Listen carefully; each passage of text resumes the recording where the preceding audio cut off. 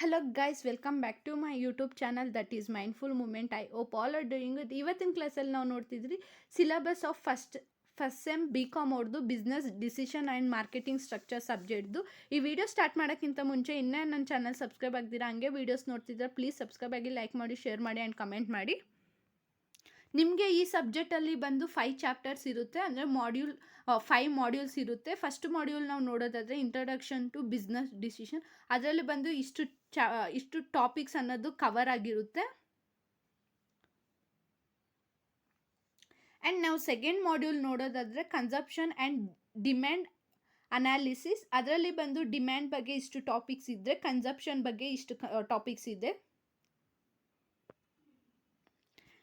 And module 3 ನೋಡೋದಾದರೆ production analysis. ಅದು ಬಂದು ಪ್ರೊಡಕ್ಷನ್ ಬಗ್ಗೆ ಇರುತ್ತೆ, ಅಂದರೆ ಅದ್ರ ಫಂಕ್ಷನ್ಸು, ಫ್ಯಾಕ್ಟರ್ಸು, ಕ್ಯಾರೆಕ್ಟರ್ಸು ಅದೆಲ್ಲ ಇದು ಬಂದು ಟಾಪಿಕ್ಸ್ ಆಗಿರುತ್ತೆ. ಯಾವುದು ಅಂದರೆ ಮಾಡ್ಯೂಲ್ 3 ಪ್ರೊಡಕ್ಷನ್ ಅನಾಲಿಸಿಸ್ದು. ನೆಕ್ಸ್ಟು ಬಂದು ಮಾಡ್ಯೂಲ್ 4 ನೋಡೋದಾದರೆ supply and cost analysis. Supply ಹತ್ರ ಇಷ್ಟು ಟಾಪಿಕ್ಸ್ ಕವರ್ ಆಗಿದ್ದರೆ, ಥಿಯರಿ ಆಫ್ ಕಾಸ್ಟ್ ಅಂದರೆ ಕಾಸ್ಟ್ ಅನಾಲಿಸಿಸಲ್ಲಿ ಇಷ್ಟು ಟಾಪಿಕ್ಸ್ ಅನ್ನೋದು ಕವರ್ ಆಗಿರುತ್ತೆ.